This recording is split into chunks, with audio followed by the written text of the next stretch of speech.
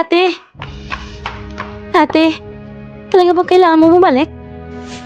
Huwag kang mag-alala. Kahit bumalik man ako o hindi. Lahat ng gusto mo, sisirain ko na tuluyan. Ate, mula nang ipinanganak ka, iniwan ka sa ampunan. Masama lang ang kapalaran mo. Pero iba naman ako sa'yo. Iniwan ako ng mga magulang ko sa ospital, pero niyakap ako ng mama ko pa uwi. At minahal ng mong pamilya. Ipinanganak ako na mas maswerte kaysa sa'yo. Ipinanganak bilang bahagi ng Jiang family. Kung pipilitin mo akong gawin ito, huwag mo na ako sisihin.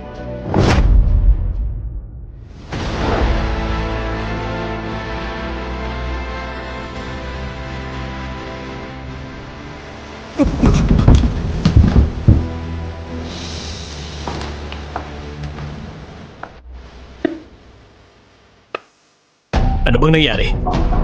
Kuya, hindi ko alam kung saan nainis ko si Ate Yoe. Hindi sinasadya ni Ate Yoe, kaya tulog ako pababa. Sinyan, sigurado ka ba na si Jiang Yue nagtulak sa'yo? Ano ba to? Bakit siya nagdudura sa akin? Dati sumusunod siya sa akin lagi. Hindi. Aksidente lang talaga. Si Ate Yoe ay tunay na anak ng Jiang family, samantalang ako ay isang ampon lamang. Hindi niya ako tinulak. Kasalanan ko to. Sinyan, ano nangyari sa'yo? Ano nangyari dito? Kung susunod ang sinabi, hindi ba si Mas Jiang nagtulak sa kanya? Isang ampon lang siya, walang kakayahan, wala ring kayamanan, wala siyang kahit kaunting banta. Bakit kaya siya itinulak ni Miss Jiang? Oo nga. Jiang Yue, ano sabi ni Sinyan? Kapatid mo rin siya. Paano mo nagagawa yan? Ako nagtulak sa kanya? Talaga namang pamilyar ang eksena ito.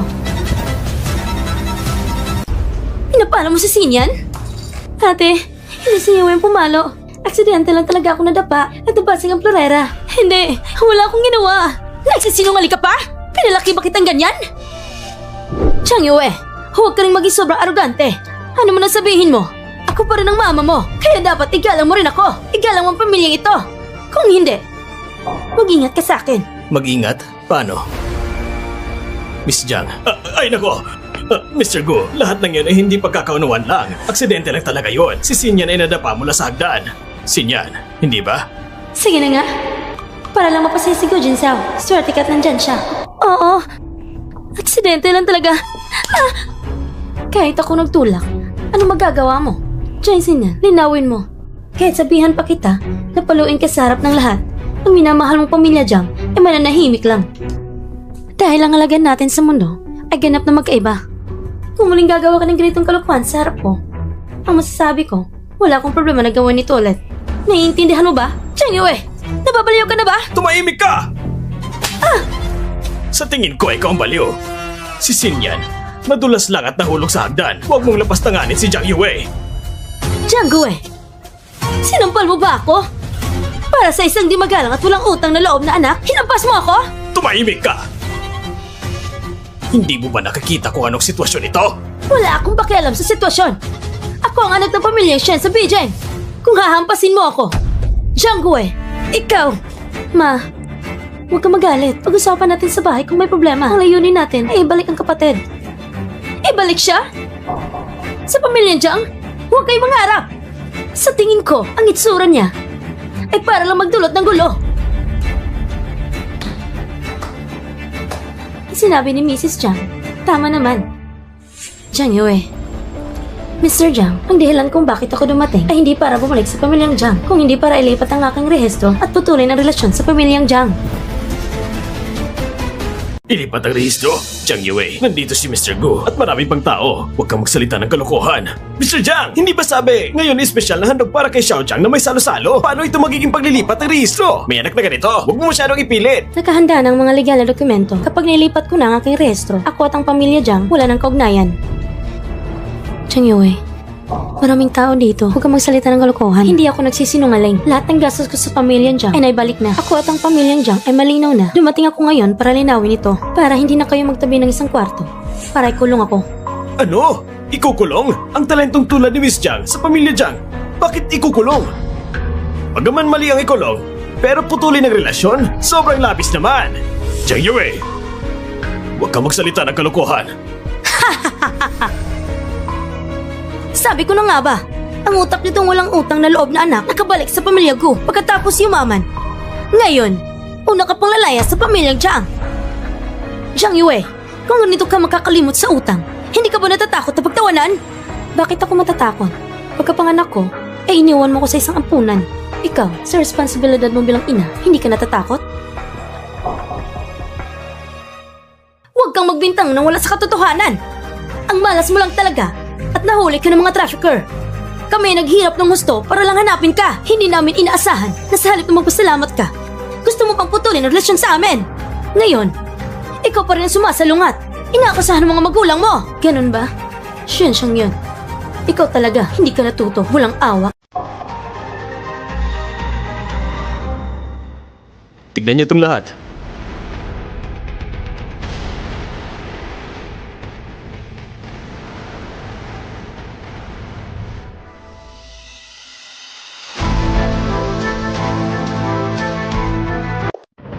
Hindi ba't si Mas Jiang yan? Talagang siyang nag-iwan ng bata. Paano ka magkakaroon ng ganitong ina? 18 taon ang nakalipas. Ikaw, Shen Xiang yun, sadyang tumakbo sa liblib ng bayan para manganak ng maaga. Bago pa dumating ang pamilyang Jiang, iniwan mo ko sa harap ng ampunan. Ano? Ma, ipaliwanag mo to! Ito ang CCTV lang taon ang nakalipas. Shen Xiang yun. Nang ipinanganak mo ako, iniwan mo ako. Pag-uwi ko, pinaharapan mo pa ako. Nang makasahan ako ni Jiang Xie at Jiang Xian, hindi mo ba alam? Alam mo naman, nang malaman mo kung paano ako nabuhay sa pamilya Jiang, hindi mo alam? Alam mo ang lahat. Sinadya mong gawin ang lahat. Kung hindi dahil sa'yo, ako, hindi sana nahirapan na ganito. Ako, si Gu Jingxiao, itatama kong lahat ngayon. Ngayong araw, ang rehistro, kung hindi mailipat, bukas, sino man na magtatangka makipagsabuatan sa pamilya Jiang ay laban na rin sa akin. Shit yun! Ano ba itong nangyayari? Hindi kailangan ng sariling anak, ngunit ipinalaki ng sobrang ibang bata, talaga namang kakaiba. Eh ano kung ganyan? Ikaw ang anak kong isinilang. Ako ang magpapasya kung aalagaan ka o hindi, sa akin nakasalalay. Tumahimik ka! Iniwan mo mag-isa ang sarili mong anak. Ikaw ang nagsilang sa kanya! Paano mo may papaliwanag sa kanya ang ginawa mo? Ikaw pa ang may karapat na magsalita ng ganyan? Ipinakasal ako sa pamilya Jiang sa loob ng maraming taon. Pinanganak ko sa iyo ang 4 na anak. Bakit hindi mo inisip? Bakit ang unang 3 ay maayos? Pero siya lang pinaghalo sa panlabas ng babaeng kalikuan. Nagpagsabuatan ka! Noon, kamatayan ng aking ama. Buntis ako sa iyong anak. Araw-araw akong umiyak. Samantalang ikaw, kasama ang ibang babae. Araw-araw nagmamahalan. Ikaw na ganitong tao. May karapat na magsalita na ganito? Ma, tama na ma. Tama na. Bakit hindi ko sasabihin? Jiang Yue, galit talaga ako sa'yo. Hindi lang galit. Galit ako sa inyong pamilya, Jiang. Jiang Yue, gusto ko lang magiganti sa'yo. Sadyang ginawa kong ampunin si Sien. At sadyang itinapon ng anak mong tunay. Ngayon, ang anak mong tunay ay galit na galit sa'yo. Ramdam mo ba ang sakit na ito? Ramdam mo ba? Kumusta ang pakiramdam? Nababaliw ka na talaga! Oo! Baliw ako! Jiang Yue, magalit ka man sa akin, walang silbi. Kung magpapatuloy ka pang magalit, ako rin yung ina. At ako rin ang nakatata na anak ni Jiang at Shen.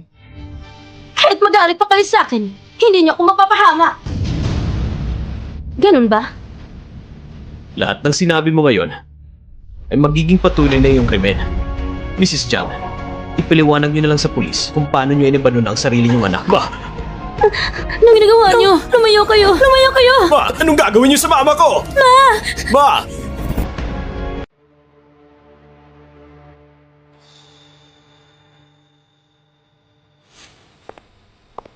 Pirmahan niyo na at susunod tayo sa legal na proseso. Wala na akong kaugnayan sa inyo. Higit pa rito. Kung hindi niyo pipirmahan, hindi ko masisiguro kung sa susunod, hahawakan ko ang negosyo ng Jiang. Ikaw, ako ang ama mo. Tandaan mo! Mula sa panawagan mo sa akin na pinabayaang hindi pansinin, parang katulad mo sila. Hindi na kayo kabilang sa pamilya ko! Pirmahan niyo na.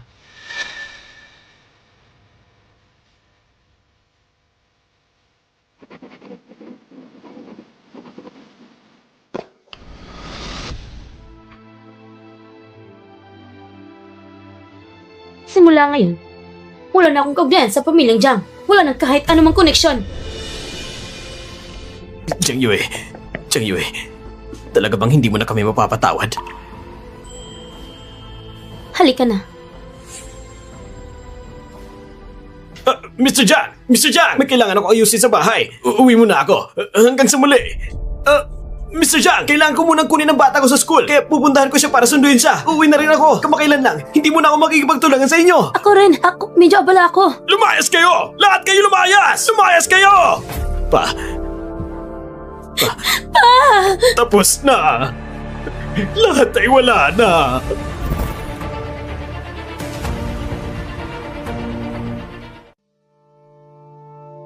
Pa, ano nang gagawin natin ngayon?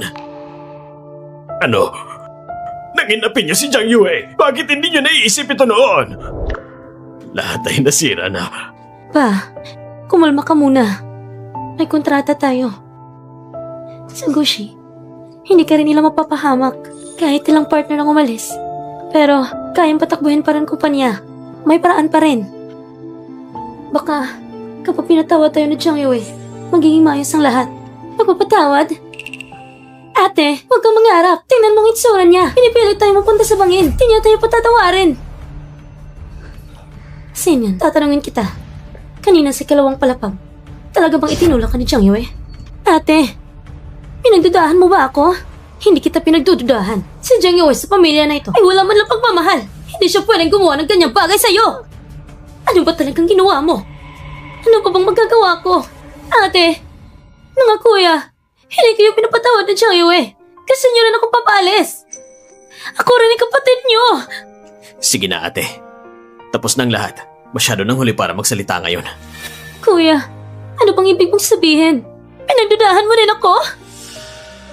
Hindi iyon pagdududa, Sinyen. Tignan mo ang CCTV sa corridor sa ikalawang palapag.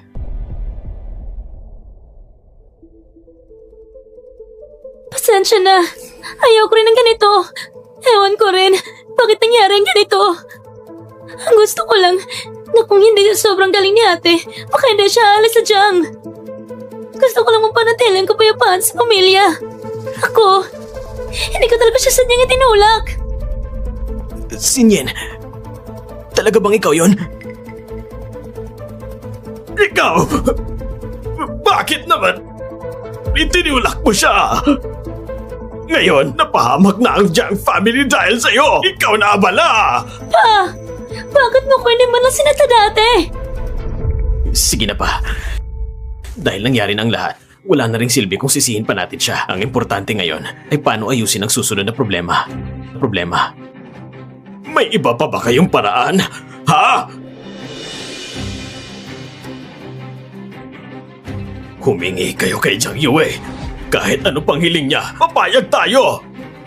Papayag tayo!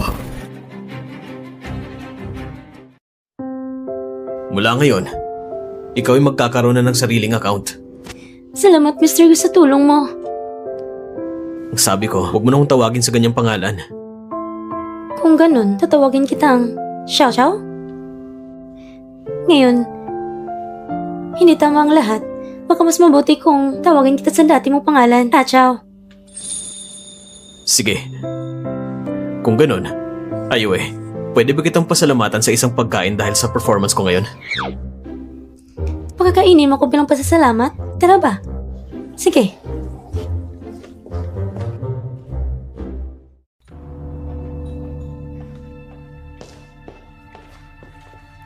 Ikaw ang espesyal kong career ngayon.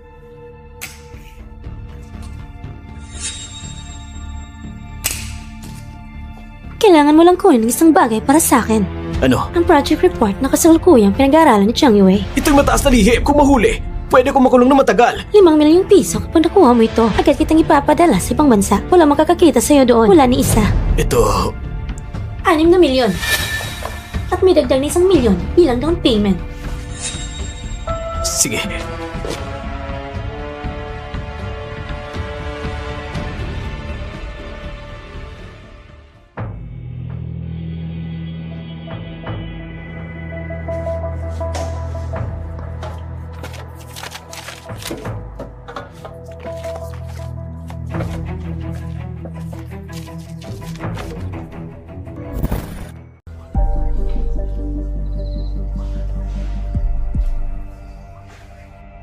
Boss, ito mga kopya na naiprint ko pagkatapos ko ito makuha para malinaw ang usapan natin tungkol sa pera. Tapos na ang transaksyon. Umalis ka na agad. Sobrang ayos mo, boss. Changwei, ang kahihiyan na ginawa mo sa akin. Pabayaran mo na sobra.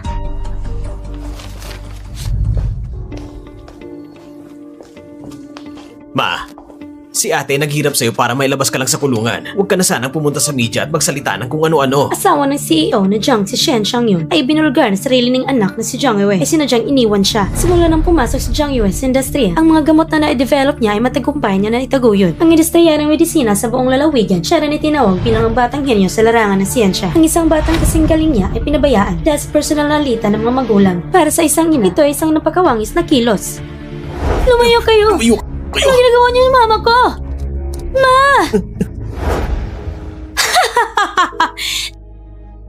Jiang Yue!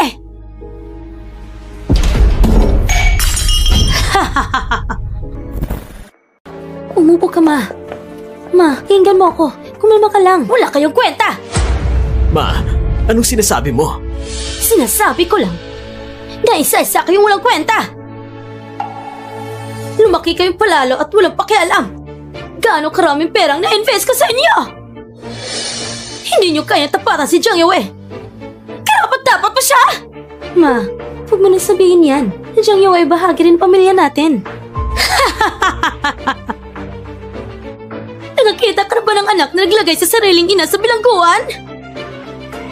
Hindi ko siya pamilya. Kapag nakikita ko siya, naalala ko si Jiang Yue at ang kanyang pangit na mukha nung naloko niya ako. Ma, ano bang sinasabi mo? Ang alitan mo kay Papa, hindi mo dapat ipinapasa kay Jiang Yue. Kahit ikaw ay naglakas loob na kontrahin ako? Talaga? Susunod, balak mong pantularan si Jiang Yue? At patuloy na ugnayan natin at lisanin ang bahay? Ma, kumalma ka muna. Huwag mo nang hayaan ang pot na patuloy pang lumaki. Mga anak mo kaming lahat. Ano mga anak ko? Wala naman kayong silbi. Kundi isang grupo lang kayo ng mga inutil na di makakatulong sa akin. Kung meron man sana kayong kakayahan na gaya ni Jiang Yue, kailangan ko bang tiisin ang ganitong kahihiyan? Ma, Tumahimik ka! Sa inyong lahat, ikaw ang pinaka nagpapadisappoint sa akin! Pareha kayong nag-aaral ni Jiang Yue ng siyensya at pananaliksik. Bukod sa mga librong dala at sa palaging pag-aalis niya, wala naman siya na itutulong. Samantalang ikaw, pinagastos ko ng malaki para makapag-aral sa abroad. Isang top student mula sa MIT. Hindi mo pa rin siya kaya tapatan? At may mukha ka pang humawak sa kumpanya ng Jiang? Lumayas ka! Simula bukas, ang kumpanya ng Jiang hindi mo na pwedeng pakilaman! Ma, matagal ko nang hinawakan ng kumpanya at pumayag na rin si Papa. Huwag mo siyang gamitin para apihin ako! Kalahati ng kumpanya ng Jiang, pera ng pamilya ko yon! Pag sinabi kong lumayas ka, lumayas ka! Mga walang kwenta! Lumayas kayong lahat! Lumayas kayong lahat! Wala naman kayong silbi. Ma, Sige. Tara na. Tara na.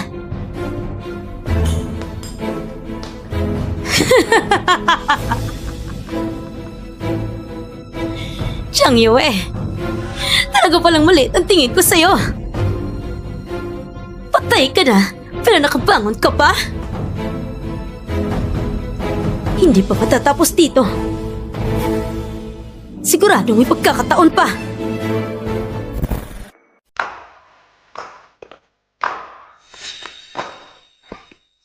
Ano yung hawak mo?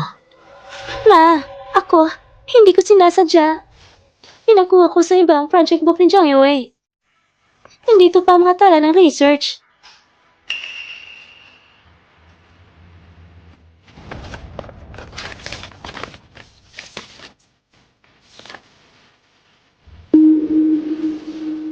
na bata.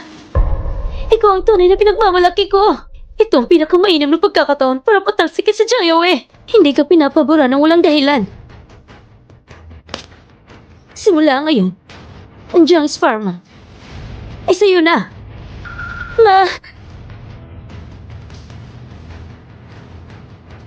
Ikaw ang anak na pinili ko mismo. Kailangan mo higitan si Jiang Yue. Huwag mo ko ipahiya.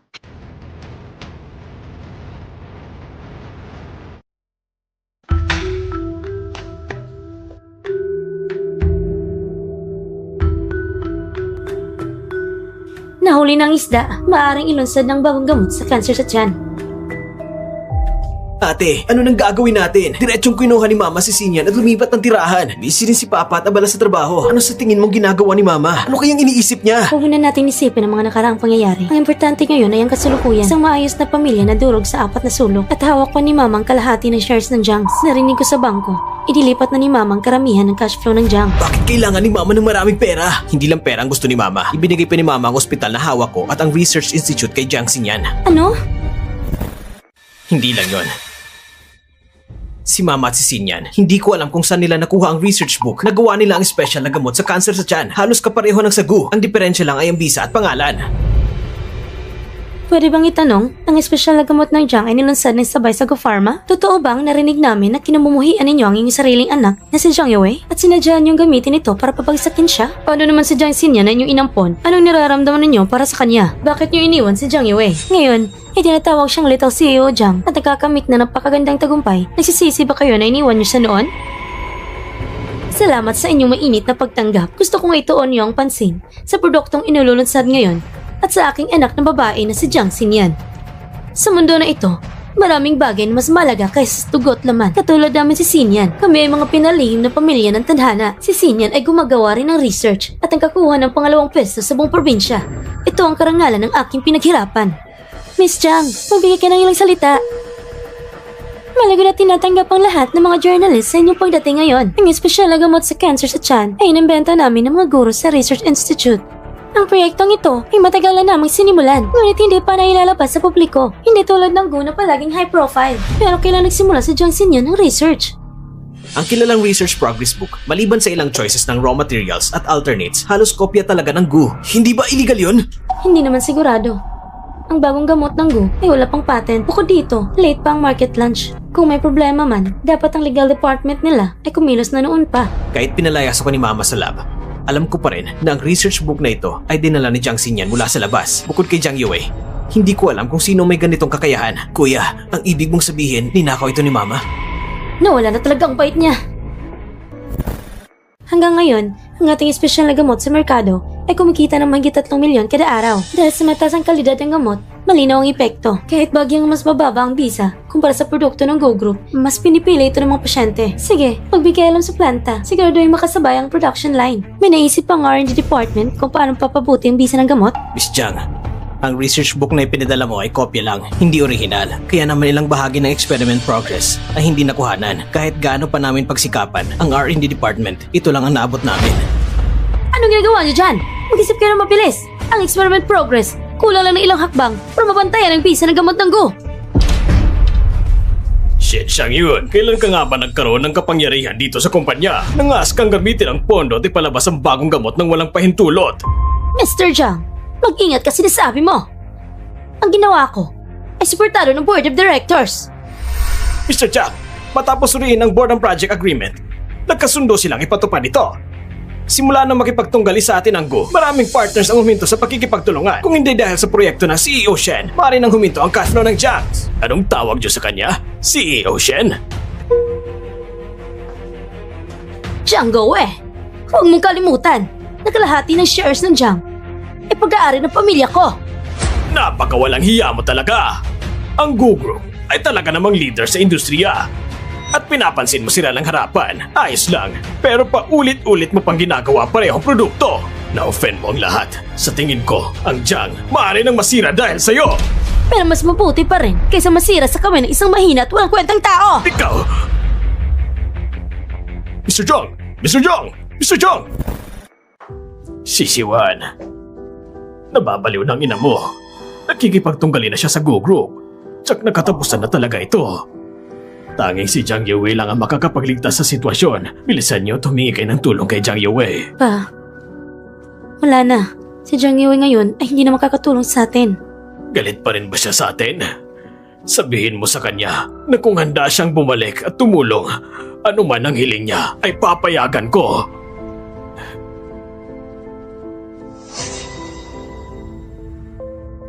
Pa, ang proyekto nila Mama, malamang ininako mula sa research si Jiang Yue. Ano? Ibinigay ng Mama ang Research Institute kay Xinyan. Ngunit sinabi sa akin ng mga tao sa Research Institute na ang proyekto nila ay binili mula sa ibang bansa. Ngunit ang laman nito ay lahat nakaprint o kopya lang. Kitang-kita na ninakaw ito at lahat ay pumirma ng confidentiality agreement. Pa, isipin mo, sino pa ba sa buong syudad ang may ganitong talento? Sila Mama, malamang ay gusto nilang maagap bago pa ma-apply ng GU para sa patent at market release. Gumawa sila ng substitute ng gamot para agawin ang market. Kaya nila ginamit ang illegal na paraan para nakawin ang business secret. Pa, Sila, Pa, kumalma ka lang, Papa. Si Mama ngayon, kasama si Xinyan, ay hindi nakikinig sa sino man. Kung wala tayong paraan para pigilan sila, tapos na ang buong Jiang family. si Jiang Yue. Humingi ka ng tulong kay Jiang Yue. Sana tumulong siya at panghinaan ng loob si Gu Jingxiao at patawarin sila. Wala nang magagawa pa. Si Jiang Yue ngayon, hindi na kami nakikita. Ang exchange meeting ay sa makalawa na. Siguradong pupunta si Jiang Yue. Kaya nung humingi ng tulong kay Jiang Yue, kumbisihin si Xinyan na humingi ng tawad kasama si Mama. Sige, naiintindihan ko po. Ang exchange meeting. Si Yuan, alagaan mo si Papa. Sige ate.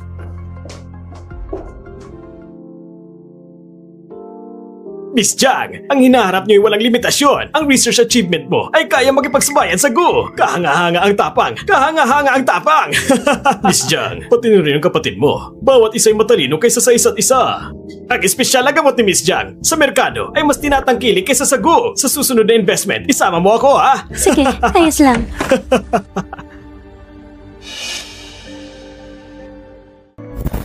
Hindi ba si President Jiang yun? Ang tagal na nating hindi nakita. Narinig ko, ang bagong gamot na na-release kamakailan ay medyo ordinary lang ang resulta. Kung ganito lang mangyayari, hindi ko alam kung mapapanatili pa ang research institute mo. Ate, huwag kang mag-alala. Sama-sama tayo, iisang pamilya. Kahit hindi kayanin ng Gu, pwede pa rin babalik sa Jiang family. Sa ilalim ng aking pamumuno, kakaunti lang ang kulang ng researchers. Si Jiang Yue sa Gu, kaya ba niyong manatili doon? Hindi niyo na kailangan mag-alala. Ngayon, sinasabi ko ito. Ano man ang gusto ni Jiang Yue, ang buong Gu ay pwede niyang pamunuan. Mr. Gu, sinasabi mo na bang nararamdaman mo sa kanya? Ang Gu market value na ito, daan-daang bilyon. Ang swerte naman ng President Jiang. Ang tingin ko dito, ano bang halaga ng patent na ito? Ang Jiang family, ang lakas ng loob na magyabang. Jiang Yue, huwag masyadong magyabang. Si Mama ay nakipag-ayos na sa Shen family sa Beijing at nagpapaalam na susuportahan nila ako ng buong buo. At ikaw, ay tinapo na mag-isa. Kung ganun, dapat pa akong matakot ngayon? Jiang Yue, hindi mo na kailangan magpasaring dito. Si Mr. Gu ngayon ay gusto ka. Kaya sinong makakaalam sa hinaharap? Kapag nakasal ka sa kanya, bali-bali ka rin. Madali kang maiwan. Mrs. Jiang, huwag mong maliin ang sitwasyon. Si Jiang Yue, naabot ang kinaroroonan niya hindi dahil sa akin. Ako, si Gu Jingzhao, ay pilit na nakadikit sa kanya sa buong buhay ko. Lahat ng hirap ko, hindi man lang nakakuha ng titulo o karangalan. Kung patuloy kang magsabi ng kalokohan at palayasin ang babaeng nais ko, ipapasa ko sa iyo ang aking paninindigan. Ma, Mr. Gu, walang intensyon ng aking ina na insultuhin ka. Ako nang humihingi ng paumanhin sa kanya para sa'yo. Si Jiang Xinyan ay hindi mabuting tao. At ang iyong Jiang family, ganun din. Mga panauhin! Sa exchange meeting na ito, ang pinaka-exceptional na kumpanya ay ang Jiang Pharmaceuticals. Ayon sa market research, sa quarter na ito, ang Jiang Pharmaceuticals dahil sa kanilang bagong espesyal na gamot ay nagtaas ng 3% ang stock ng kumpanya. Ang kita mula sa gamot ay nalampasan ang Gu Pharmaceuticals. Diyos ko, nalampasan ang Gu Pharmaceuticals. Maraming taon nang walang nakakagawa nito. Ngayon, sa buong High City, babaguhin ang laro. Ang exceptional na kumpanya ay mga kuha ng pinakamaraming investment. Hindi natin alam na baka kaya niya talagang ma-develop ang Jiang Pharmaceuticals bilang ikalawang Gu. Hello sa lahat! Ako ang kinatawa ng Jiang Pharmaceuticals, si Jiang Xinyan. Ang research institute na pinamumunuan ko ay nakabuo ng bagong anti-cancer special drug gamit ang pinakabagong teknolohiya, mabilis ang epekto, mababang presyo. Para sa mga pasyente, ito ay isang biyaya sa gitna ng kawalan. Sa kasalukuyan, ang kita sa merkado ay lumampas na ng 10 milyon. Inaanyahan ko ang lahat na mamuhunan at sumali sa amin. Nakikita mo ba, Jiang Yue? Kahit sa larangan na pinakamagaling ka ng pananaliksik, naiiwan pa rin kita sa likod. Minsan, naiisip ko, ikaw sa Shen Xiang Yun, ang tunay na mag-ina. Magkatulad talaga ang mga pangit na kilos nyo. Halos kapareho. Jiang Yue, ano man ang pakikipagtalo mo rito, walang silbi. Sa negosyo, ang mahalaga ay resulta. Manalo o matalo. Ang panalo, panalo. Ang talo, talo. Ngayon, ikaw ang natalo. Si Mr. Goy matalinong tao. Sigurado ako na alam mo na ngayon kung sino ang mas may malaking halaga. Oh, ibig sabihin nito, binibigyan niyo pa ako ng isa pang pagkakataon? Mr. Gu, kung tatanggalin mo si Jiang Yue sa Gu Pharmaceuticals at bawiin lahat ng kanyang pribilehiyo, pag-iisipan ko ang pagkikipagtulungan sa inyong kumpanya. Pagsasama ng malakas, siguradong panalo. Mr. Gu, matalino kang tao. Dapat alam mo kung paano pumili. Sino kayang pipiliin ni Mr. Gu? Bagamat napakatalino ni President Jiang, ngunit sa ngayon, si Miss Jiang ay mas promising. Kung ako si Mr. Gu, pipiliin ko si Miss Jiang. Ang espesyal na gamot na ito ay hindi pa nailabas sa merkado. Kapag lumabas na, ang kita nito ay tsak na dadami ang marami. Ang babae, nandyan lang yan sa paligid. Bihira lang ang mga henyo. Sinen, masaya kami sa iyong mga nagawa. Ngunit hindi kailangan lipuin ng lahat. Miyembro din si Jiang Yue ng pamilya natin. Tama lang ang hangganan. Paano mo nakuha ang iyong tagumpay? Alam niyo ng lahat. Kuya, noon, lagi mo sinasabi na si Jiang Yue ay hindi kasing galing natin. Ngayon, bakit ka napapanggap kang mabuti? Si Mama na nagsabi na ang tanging bata na pinagyayaman ng Jiang at Shen ay ako lang. Tama. Mr. Gu, kung pipiliin mo si Xinyan, ang Shen sa Beijing, ang Jiang sa High City. Sa lahat ng lugar na maimpluwensya ako, lahat ay magiging para sa'yo. Ma! Nababaliw ka na ba? Ang tagumpay ni Jiang Xinyan ay dapat para kay Jiang Yue. At ang proyektong ito ngayon ay ninakaw niya lang kay Jiang Yue. Kuya, may ebidensya ka ba? Nandito kayo para aksiyahin ang akusasyon? Mag-ingat ka. Hindi naman na kita. Ebidensya ba? Wala siya. Meron ako. Ilabas niyo na.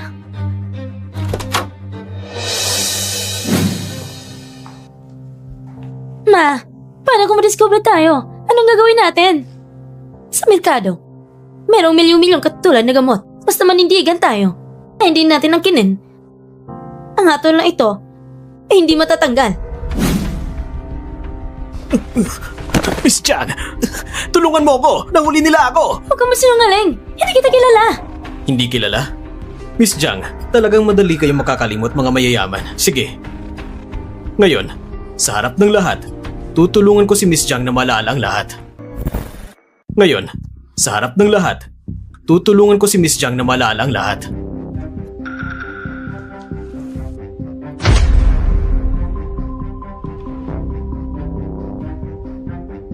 Noong August 13, si Jiang Xinyan sa isang kape ay lihim na nakipagkita sa aming R&D staff na si Lian at nagpadala ng 1 milyong deposito para nakawin ang aming corporate secrets. Itong ebidensya. Nung gabing iyon, bandang alas 10, si Lian ay lihim na pinatay ang kuryente sa kumpanya at pumasok siya sa opisina ni Jiang Yue gamit ang kanyang cellphone para kumuha ng litrato ng aming bagong plano at progreso sa R&D. Pero ang hindi niya alam, ang aming surveillance at lighting system ay hiwalay. Klarong nakuna ng kamera ang lahat ng ginawa niya. Noong alas 12, si Jiang Xinyan ay nakatanggap ng report na ito at binigyan si Lian ng isang cheque na 5 milyon para makatakas siya sa High City. May tao at ebidensya. Ano ba bang sasabihin mo? Tapos na. Ito isang bitag. Walang masabi kung bakit.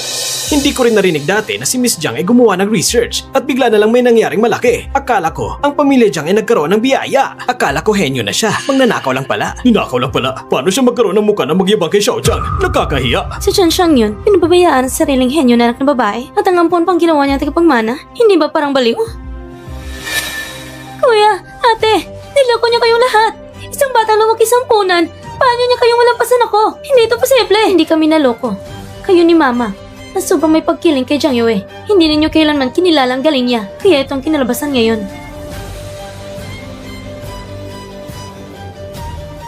Miss Jiang, nakatanggap kami ng reklamo na ikay pinaghihinalaang gumamit ng hindi tamang paraan upang nakawin ang business secrets. at gumawa ng malicious profit sa produkto. Formal ka na naming aarestuhin. Hindi tama. Hindi niyo ako pwede-arestuhin. Ako ang pinuno ng Junk Pharmaceuticals. Ako ang bagong between sa Sans Research. Hindi pa nila na-apply ng patent. Hindi niyo ako pwede-arestuhin. Sino nagsabi ng proyekto namin ay walang patent? Ikaw, alam mo na maaga pa lang nagagawin ko ito. Sadyang pinayagan mo kong kumita. Pinanood mo pang lumaki ang kita. Sadyang nilagay mo ko sa pitag. Chang Yui, asama mo talaga. Ito. Kung ang R&D output ng Jiang Group ay ninakaw lang kay Xiaojiang, isang pirated copy lang, nagawa ng maging ganito kalaki. Gaano kaya kahusay ang original product ni Xiaojiang? Isang ninakaw na imbensyon lang at nakatulong na iligtas ang Jiang Group na lubhang may utang. Si Xiaojiang ang tunay na karapat-dapat na between sa research at ang Gu Group ay tunay na ngunguna sa hinaharap. Ako ay susuporta sa Go Group. Ako rin! Kuya, anong gagawin natin? Ang yaman ni Jiang Yue ngayon. Hindi na natin kayang tapatan. Balikan natin si Papa. Naresto na si Mama at si Sinyan. Ang Jiang family ay nabangkarote na. Sinabi ko na ba, magaling akong mag-akit ng investors? Tama ka. Ang asawa kong pinakamagaling. Huwag kang magpadalos-dalos. Hindi pa tayo nagparehas ng kasali. Sige na. Ngayon, ibibigay ko na sa iyong kumpanya at ang mga tao. Kaya tanggapin mo na rin ako. Jiang Yue! Jiang Yue, nauunawaan na namin ang aming pagkakamali. Hindi na namin hiniling na patawarin mo kami. Ang gusto ko lang malaman, ano ang dapat kong gawin para maibalik ang iyong loob. Jiang Yue, naaresto na si Sinyan at Mama. Dahil sa malaking halaga ng kaso, maaaring hindi na sila makalabas sa buong buhay nila nang marinig ni Papa ang balita. Nagkaroon siya ng relapse at heart problem. Baka... Jiang Yue, nagbayad na kami ng matinding kapalit. Hindi mo ba kami pwede patawarin? Matinding kapalit?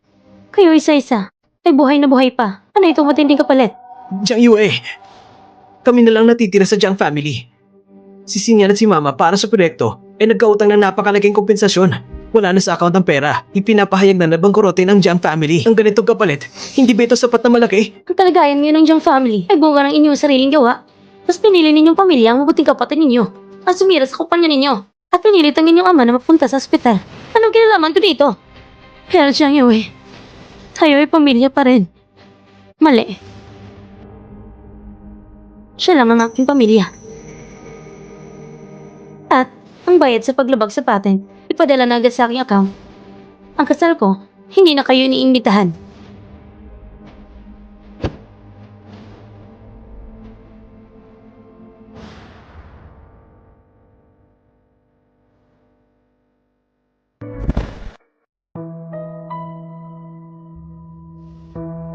Ma, ayos ka lang ba dyan? Alam ko, galit ka kay Papa. Pumunta siya ngayong umaga. Bago pumanaw, gusto niyang ipaalam sa akin na pasensya na. Nagka-pledge na rin ang aming villa. At ang kumpanya ay nabangkarote. Sabi ni Papa, ang pinakakausap niyang tao sa buhay niya ay ikaw. Bago pumanaw, laging pinabanggit ni Papa ang iyong pangalan. Sabi niya, sa buong buhay niya, pinakakausap niyang dalawang tao. Isa ay si Jiang Yue. At ang isa ay ikaw. Ito. Ay nung ikaw ay pinanganak si Jiang Yue at sinulat na ni Papa ang testamento. At ito. Ito rin dayari ng kapatid ko.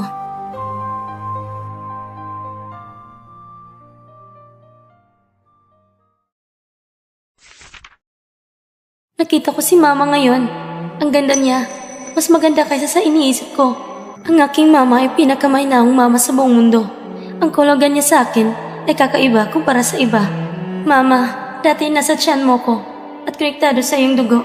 Sa loob ng 10 buwan, ang koneksyong ito ay nananatili hanggang sa ako'y pinanganak at patuloy ang ugnayan kahit 1,000 milya ang pagitan natin. Sa napakaraming tahimik na gabi sa ampunan, nararamdaman ko pa rin ang koneksyong ito na bahagyang umihila sa akin. At araw-araw, gabi-gabi, pinipigilan akong hindi ka mamiss hanggang sa makauwi ako. ang di nakikitang pwersa ay humihila pa rin. Bawat segundo, gusto ko manatili sa tabi mo. Sa madilim at tahimik na selda, bawat palo na natatanggap ko, hindi masakit. Kaya kong tiisin. Pero, Mama, pwede mo bang mahalin rin ako?